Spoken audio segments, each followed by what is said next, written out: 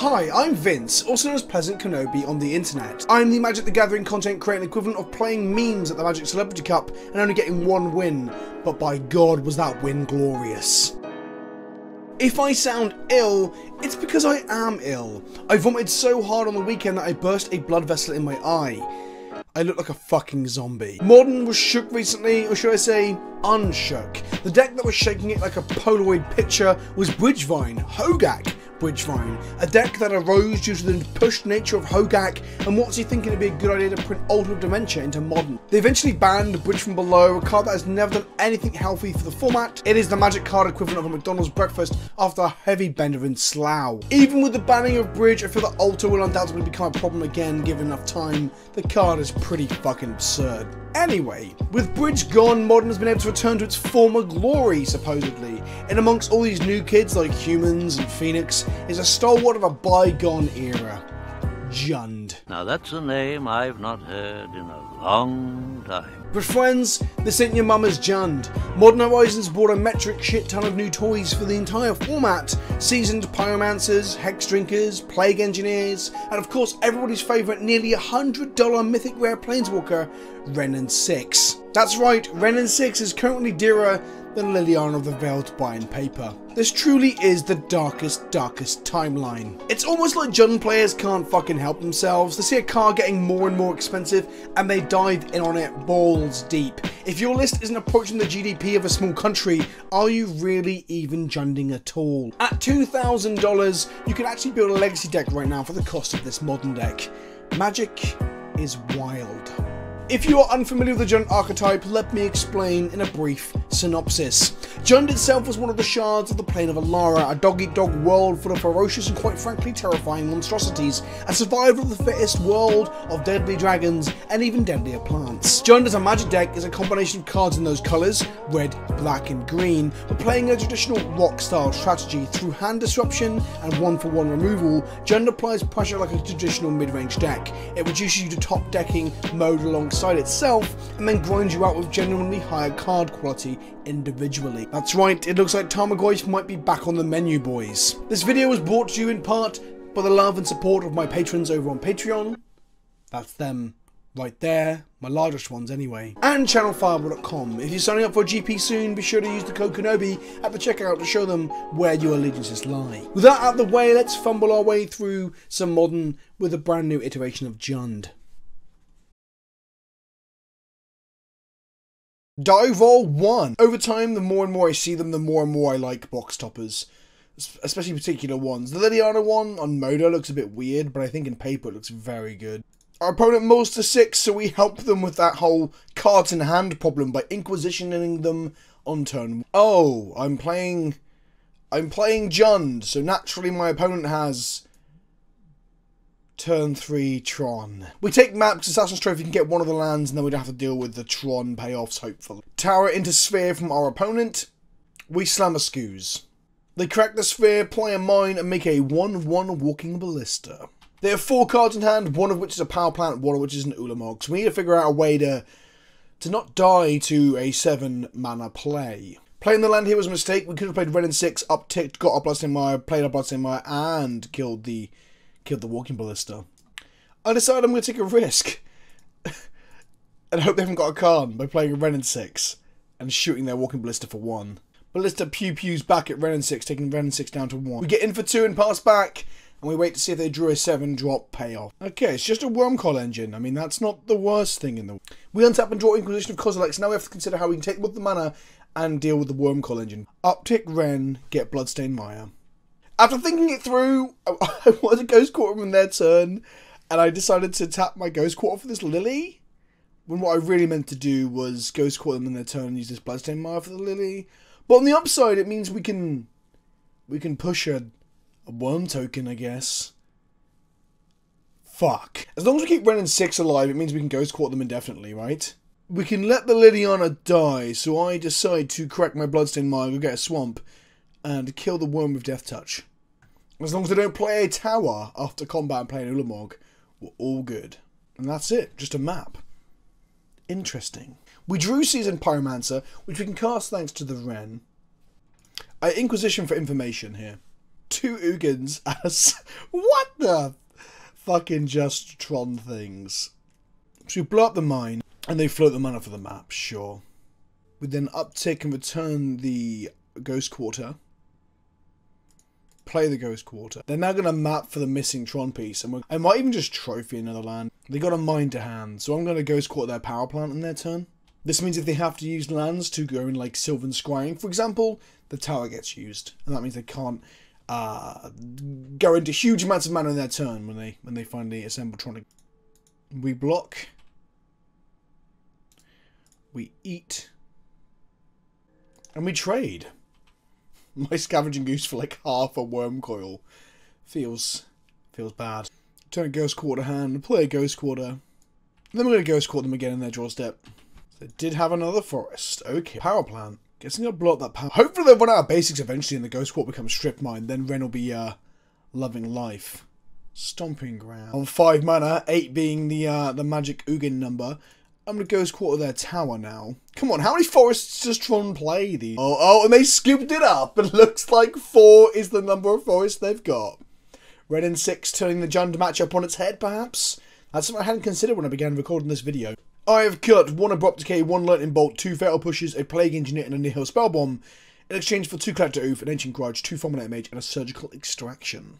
Ashock is also an option as it stops them from searching off Sylvan Scrying and Map, but I don't know if it's better than anything else in our main deck. Perhaps a Liliana? Okay, let's try 1 Lily for... We have a hand of Thoughtseize into Threats.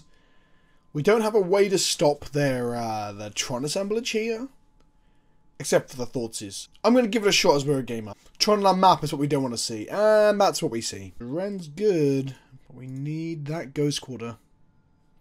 We're going to Thoughtseize them. They've got 1 more land. A mine. A Worm Coil and a Karn. Well, we can deal with Karns easier than we can Worm Coils. Land and pass from them. I guess we're going to play a Tumbleweed this turn and Wrenn in 6 plus Thoughtseize the turn after. That seems legit. I haven't cast a Tumbleweed Modern in a very, very long time. Welcome back, old friend. Relic of Progenitus is pretty good against Goyf. Let's go take a look-see at their hand. It's a Field of Ruin, a Karn and a Warping Well. Let's go to Karn and slap them. They'll probably pop the Relic here because this is 4 damage, right? Yep, makes sense. I'll play a Hex Drinker here. First time resolving this card. Let's level that bad boy up. Map. Okay, so Tron is coming. Tron is coming. At the moment, Warping Well can actually exile either of these creatures, so they're going to do that, I'm sure. Nope, they're not going to. Attack with my Hex Drinker, my Goyf. Get in that red zone. I'm then going to bolt their face to maximize the Goyf damage, I guess. They might now Warping Well in response, so we can Surgical to stifle it as it. Oh, they're going to make a 1/1 colorless Eldrazi. So I'm just going to kill the Eldrazi Scion here. Okay, that's a lot of mana. Is it enough for a 10-drop? Do they have a 10-drop? They don't have a 10-drop. That's pretty good. Or do I just play Seasoned Pyromancer here and then we just got to dodge an Ugin? We might even draw Ghost Quarter. That's pretty good, right? Okay, we didn't draw a Ghost Quarter. But we have got them on a 2-turn clock. He says, but no longer a 2-turn clock. Well, 1 more thing in the bin, and it is a 2-turn clock. I guess I can crack my Nurturing Peatland to get there. Chromatic Star from them. They're going to sack that now. They are digging for some sort of answer. The worst thing we can see is an Ugin. The second worst would probably be a Worm Coil Engine. Oh. That's also pretty bad. Looks like our clock is no longer a clock. Okay. Fine. Luckily they didn't Field of Ruin our red source because they haven't got the mana. Because that would have been gross. Let's discard these. Draw more gas. Okay. Tumbleweed's a faster clock there, but I kind of wanted a way to disrupt their mana. A map is their top deck. Go to combat. And now we just deploy a clock that means that they just die next turn if they don't find anything. They have 1 draw for the top. To be honest, they've been bricking for a while, so I'm not going to be too pissed off if they go ahead and get a Ugin here or something. A Karn wouldn't be great for them. A Worm Coil would be pretty good. There we have it. JUND versus Tron. Easy game, easy life. And what I mean by that is that Wrenn recurring Ghost Quarters is pretty fucking gross.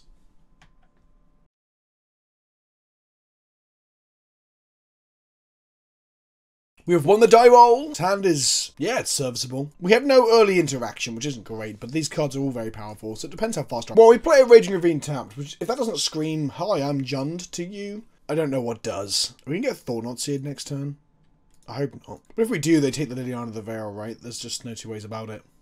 Not a Thought-Knot Seer, no. Thalia. She's betraying me. What does Bob bring us in terms of gifts? A Thoughtseize, eh? Okay. Let's go Thoughts... Oh, I can't. God damn it, Thalia. I want to go Thoughtseize into Goyf, but we just cannot do that. I'm just going to Thoughtseize them. Woof. Okay. Incoming Thought-Knot Seer. Chance the Void on 2 would also be pretty brutal, but we're a little way away from that. Let's get rid of one of the TKSs. If you were going to play a TKS next turn, what would you take? It's Liliana, right? Like, hands down. Then I just played 2 Goyfs, and that's... Scavenging Grounds into TKS. TKS triggers. What were they? Yep. Ding, ding, ding. It was Liliana. Who would have thought it? We'll do a Dark Confidant. Now, normally, Bloodbraid Elf would be a pretty easy slam here. But the problem is that Bloodbraid Elf into any non-creature spell cannot be cast. So it looks like I'm just going to go Goyfy number 1. And Goyfy number 2. No land into Smasher from our opponent. They do swing at both creatures though. There's something suspicious here, right? Like, this is sorcery speed. We know about Smasher and Scourge. I'm assuming there's a path in my future. That's what I'm assuming. If they path the Dark Confidant... Oh, I'm an idiot. Onboard tricks. Onboard tricks. Wow, wow, wow, wow, wow, wow, wee, wow. That was a blowout, some might say. Yeah, onboard tricks. In all fairness, I don't think I've ever seen someone activate this card. Like, ever. That hurt. That hurt my soul. Well, it's safe to say I fucked this one up. Imagine if I didn't block and cracked back. Yeah, I'll take 6. What of it? See if I care. You play a chance on 1 here, right? Bloodbraid Elf. This Dark Confidant is very close to just murdering us, FYI. That's not going to be good. Let's make our Hexdrinker a 4/4. Spectrum from instant, so I can't die to path. So that's nice, I guess. Dark Confidant will block anything that comes at us this turn. But they might not actually swing. And then we might just die to our own Dark Confidant. On the upside, we do have 2 green mana next turn to eat like 2 creatures out of the bin. And go back up to 7 life. If we take any damage this turn, we could die to a Dark Confidant trigger. But at the moment we can't. Huh. Clever girl. The Scavenger Grounds stops us from gaining life. What does it reveal? A Lightning Bolt. Well, I guess it's an unblockable 2 damage, right? Get in there. We need our Abrupt Decay mana. We need our Bolt mana. I mean, maybe could have leveled Hexdrinker once, but... And now we can't die to our Dark Confidant trigger.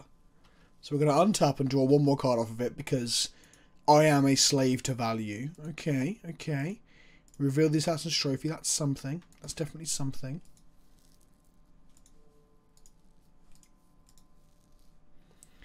Trophy the Thought-Knot Seer. Doesn't play Smasher next turn. Level this to a 6/6.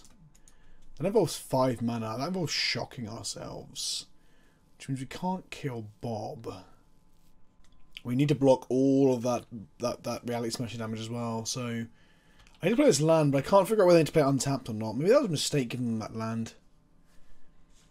I guess Bob's going in. No, Bob's not going in. Bob's going to be blocking. We might just be bolting our own Bob. That's probably where we're at right now. A Leonin Arbiter. Oof, they can Ghost Quarter us. Nice. The Cat Jesus is here. Oh, do I want to try and keep this card draw up? Was it time for the Dark Confidant to die? I think it's time for Dark Confidant to die. Young, not young, sorry, seasoned Pyromancer. A. Well, I guess I'm just slamming that. Or do I value a 1/1 over this Bolt? That's the question. I guess I don't, because this kills a threat, and we can use our green mana to eat said threat. Okay, next turn I think I can start swinging out. Plague Engineer. Wrenn 6. Interesting. Level up. Right. Once you have a 6/6 that can attack through, like, we just win. I'm being way too cautious here, but it's because I'm not really familiar with JUND as a deck. I played it back in the day. There's too many variables here. There's too many weird decks to play against. Rest in peace. Okay, let's eat some stuff. Makes Wrenn a little bit worse, but I guess we can get rid of a blocker next turn. Chance the Void on 1. Sure. We're going to name our Eldrazi with our Plague Engineer, which seems pretty gas. And then we're going to just level this bab. So Hexdrinker Naz is just basically Progenitus, right? For all intents and purposes. They go to 7. Their Sunbaked Canyons now actually put them to lethal from the Hexdrinker. Reality Smash is only a 4/4. Even if they had a removals, but they're playing Chalice, they're not in the path, sort of. That's how we get blown out again, like a scrub. I'm very good at getting blown out, it seems. Okay, they're happy that they lost. I said they're not happy they lost. They've scooped. They've realised they've lost. In spite of my huge punt, we got there in the end. So I want to minimise the damage that the Charge to the Voids do, I guess. So I've took out 3 Inquisition of Kozilek's 1-drop spells and brought in Chandra, Ancient Grudge and Damnation. Ancient Grudge hopefully allow us to destroy the Chalices to unlock cards in our hand. The Spell Bomb's not too good either. So perhaps Ashiok or Fulminator Mage is just better. And I'll trim 1 Thoughtseize as well for the Fulminator Mage. No, that'll do. It minimises the damage of the Chalice. Of course, Chalice on 2 is actually really brutal, and we do not want to see that. Okay, we're not soft to Chalice, so that's something. Hopefully they just Simian Spirit got out of Chalice, and we're like, haha, card disadvantage, bitch. They didn't do that, so never mind. Bloodstained Mire, we're just going to get as a red source, probably a red-black source, so that if we draw Liliana, we can cast her. This main board Rest in Peace nonsense as well is pretty funny. I guess realistically we could have not played Fetchland first, so our Fetchlands will end up going to exile, so our Wrenn and 6s and Tamagotchis to get it worse. But I mean, it's hard to say. Also, our Fail Push is now a lot worse that we cracked our Fetch so early. The Honor of the Veils, that's pretty good. I mean, they might smash it next turn. Thing is, we have the trophy for the Rest in Peace. Immortal Sun. Wow. This opponent is like really on the hate train. Mind Sensor at the end of turn? Oh, they're putting charge cards on Blast Zone. Okay. Are we getting smashed? I'd rather we didn't get smashed, if I'm completely honest with you. Goodbye, Lily. It was nice knowing you, my friend. Maybe we should live with Plague Engineer first. I'm going to keep up Assassin's Trophy so I can kill the Smasher in their turn, or kill a Thought Knot if they play one pre-com. The rip into, like, is this double Smasher? That'd be pretty gross. So we Assassin's Trophy the Thought Knot 2, which gives them a land. Then we draw a card. Then they get exile something from our hand. We're going to probably discard... Or exile, should I say. Or it's Plague Engineer. Interesting. Rest in Peace is really kicking the shit out of us here. Like, all our cards are dramatically worse with the graveyard shut off. Guess I'm decaying a Rest in Peace. And then, yeah, Blast Zone's on 2. I mean, I can abrupt decay my own Scoos to push the Thought Knots here. Because nothing else is looking good here. Nothing. Okay, right, I'm doing this. This does not feel good, but I feel like I've lost this match. So this is me trying my hardest to get back in this game. Like, for example, a second Assassin's Trophy. If this is still in play, we're getting hit to 7 here. They can hit us for 6 next turn with the Chefet Tunes.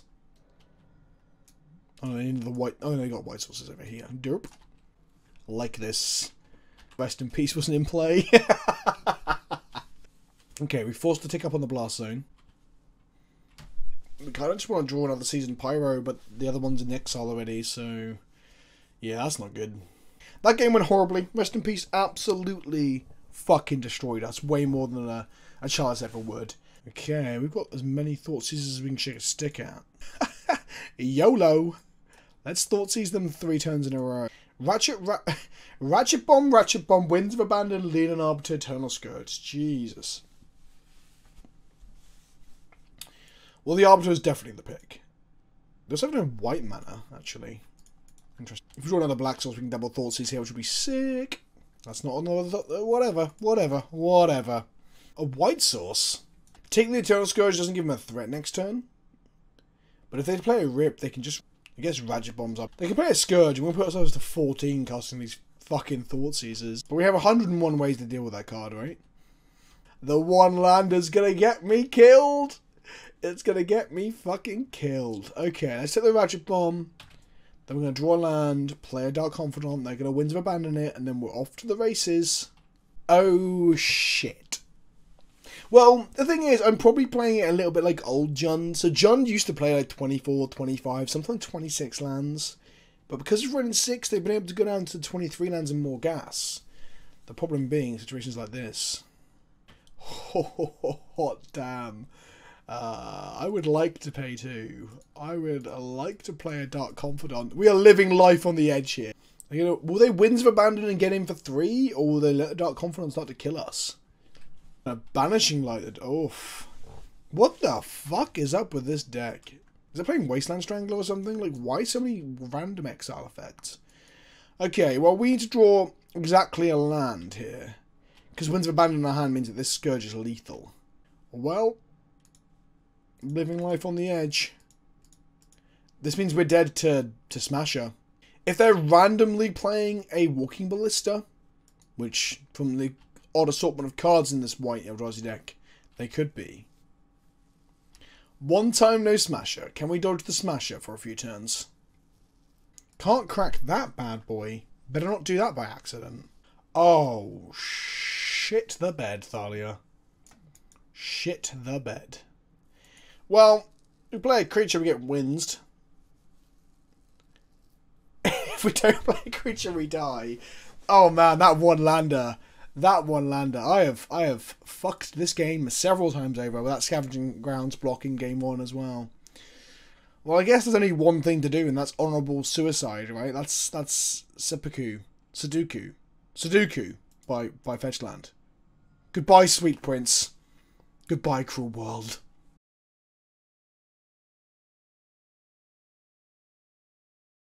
Winning the Divos. Hand of 2 drops. Yeah, okay, we're going to keep this. It's better than the one lander we kept last round. So there's always that. Man, Wrenn 6 is fucking creepy, isn't it? Which one is Wrenn and which one is 6? Is it a platonic relationship? Is it a symbiotic relationship? I kind of hope it's a sexual relationship. Oh, faithless looting. What a surprise to see that in this format. Ghast Season Pyro. Is this my opponent from round 1? After a long drawn-out thought process of them thinking whether they want to respond to my fetch land, we're allowed to fetch. Let's go to Swamp and play Bobby Sexy Skrillex. Look how sexy that Skrillex is. Land brings back Bloodghast. Unearth the Pyromancer. That seems like a strong interaction. I might need to play some of that. Get some of that hot juice. Get some of that hot juice! Burning Inquiry, eh? Wow, aren't you fucking fun at parties, buddy? Bought my Bobby. Wow, that's a bit lame. Termagoyf. Okay, well that gives us a blocker. We slam Goyf and pass back. One time no terminate and or push, please. Oh boy, that's a fucking fuck me. Fuck me. Well, this gives us an interesting dichotomy where I guess we're just gonna keep Bloodbraid Elf plus Assassin's Trophy. No, with plus land, right? If they unearth that, then we're in a world of hate and pain. What do we draw? A Hex Drinker. Okay, Bloodbraid Elf, what do you find us, my friend? The age-old question of what will we cascade into? A Tarmogoyf. That's a fucking lot of power for 4 mana. Right, we're going to slap them now. If they unearth the Skelemental, do we just die? And that seems to be like something their game plan might involve. Well, let's get in for 3. 2 Goyfies is pretty good blocks, right? Season Pyromancer from them to make a lot of 1/1s to discard their shit. Got a Flameblade Adept and a Blood Cup. Is this literally Hollow One with fucking new shit? That's crazy. That's some crazy shit. Oof. It actually is. My old nemesis. The no-handed golem. What a prick. Scavenging Ooze seems pretty hot here, though. That's I'm up for that. I am up for that. Okay, well, I'm not attacking. Because our Goyfs can die, and then we can get slapped for a whole bunch. It's not happening just yet, but the Scoos is probably the best draw we could have had. It turns off Unearth. It turns off, like, Flamewake Phoenixes. We can eat Pyromancers before they get to 5 mana. We gain life. Yeah, that was a absolute gas top deck. Flashback Faithless Looting, but meh. Gomag Angler would be kinda shit. Do we have any sorceries in our graveyard? And if they took all the sorceries, our Goyfs would shrink. I think this is a Gomag from the time it's taken them to pay the costs. It's either that or they're having to do their taxes, like to see if it's tax deductible. It's a Gurmag. Okay, well, they're all the creatures in that graveyard. So basically, waiting was the best option in case of Unearth, but it was kind of a problem if they had Gurmag. I could get the Bob in my bin for a life and a pump on the Skoos, but that would be bad, because that means my Skoos would grow, but my Goyfs would shrink. We want a removal spell, really. That's not a fucking removal spell, you bastard. Okay. Hex Drinker. Isn't that a push or bolt? They could have a bolt in hand here. Let's find out. Is the last card in their hand a bolt? I really hope it's not. For the love of all that is holy, don't be a bolt. Because they can kill it before it gains the protection from instants. They might want to bolt the Skoos, in all fairness. But once this levels up, they ain't killing it. Oh god, the anticipation is fucking killing me. Also, anyone else think this looks like a ward from, like, Warcraft 3 or Dota or something? Like the snake wards that the shaman used to make? Oh, baby. 4/4 protection from instants. Get on my level. Next turn we can just dump 5 more into it and make it a 6/6 protection from everything. And then we've got an attacker. I guess attacking looks pretty bad here, so let's not do that. That said, if they traded some stuff for a Goyf, Skoos can eat stuff next turn. But then removal spells could mean we'd have enough blockers and we just die. Yeah, I think that's a good idea. I didn't do the exact maths, because maths is for losers. They do have a bolt, and it's full of Skoos. Where are we at, my friends? Is Gurmag coming to tussle with a 5/6 Tarmogoyf? No. They're just going to play a land and pass. Okay. That's a push. That's really quite good at killing 2 of their threats. Oh boy. Okay. Guess I'm just leveling my Hex Drinker. There's a 3-turn clock if we don't die on the crackback. Well, it's safe to say they can't really swing in. But we can't really swing back either. Unless I miss an opportunity to do so. In the comment section you can tell me how overly cautious I'm being. Because, yeah, I probably am. Well, I guess we're just going to pass the turn again. But if I start cracking with a 6/6, they can swing at me. Flamewake Phoenix. Oh, shit the bed. Well, we're probably going to die to that then. Okay, that's a clock. They're being as cautious as I am, but their board is slightly bigger than mine. I mean, I need to draw like a Skoos. Skoos be the best draw. Raging Ravine good, but not good enough, I don't think. Okay, well, this is a stalemate I can't currently win.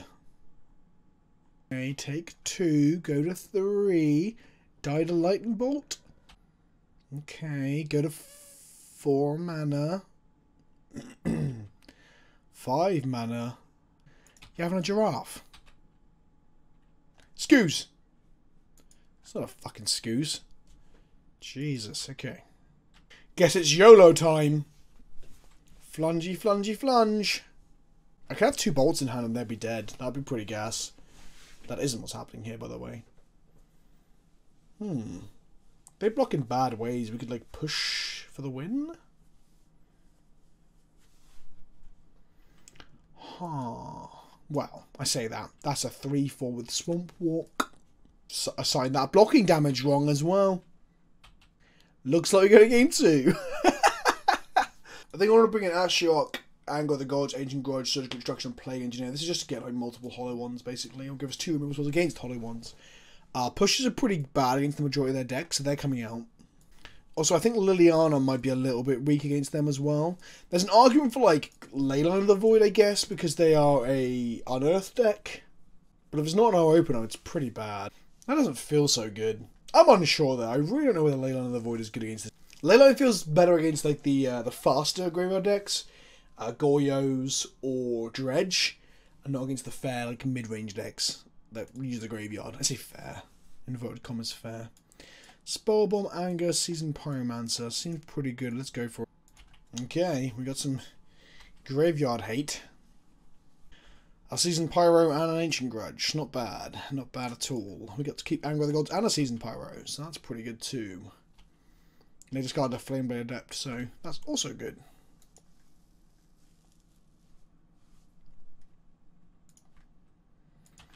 Okay, let's pass the turn. Well, that's quite literally the one thing we did not want to have. Okay, well... yeah. Fuck. Seasoned Pyro changing these lands into gas.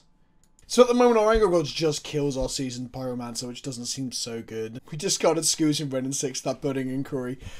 Oh, fuck me. They're gonna Flame Rate Phoenix us as well.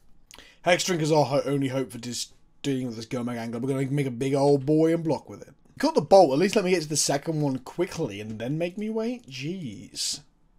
Do they have a bolt? Do they have a push? Here we'll find out. Do they have a bolt push? Yes, they did! Fuck! Okay, we're in what we call trouble. We make a lot of 1/1s to block with almost indefinite. Well, this is good for our Anger the Gods plan. You go to 11, get slapped for 5 to 6, and then make 1/1s every turn to block the Gomag Angler for a very, very long time. Oh, will you just fucking stop? So we're going to take 7 here. Which means we go to 4. Okay. Go to 3, because it doesn't change our clock. What do we draw? Should have got a green source there in case we drew Scoosh.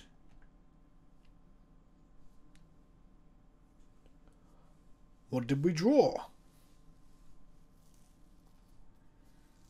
Is this where they surgical our Seasoned Pyromancers? We can respond to one though, can't we? So that wouldn't be that good, honestly. Trophy? Huh.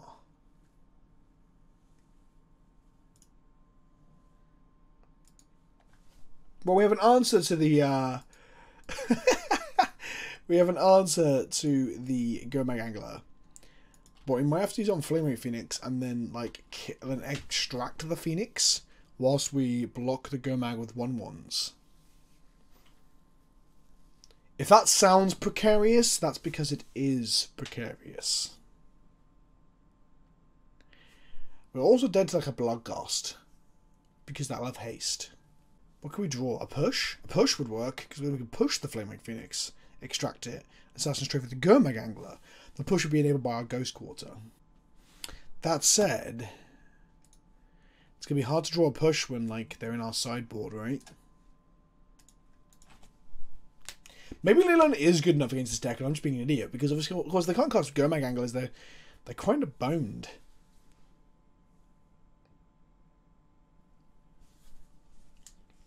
Yeah, I think I should bring Gomag Angler in against the Hollow One deck.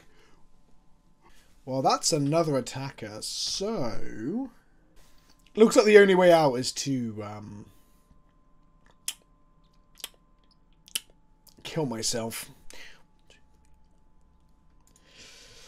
Goodbye, cruel world! Ugh.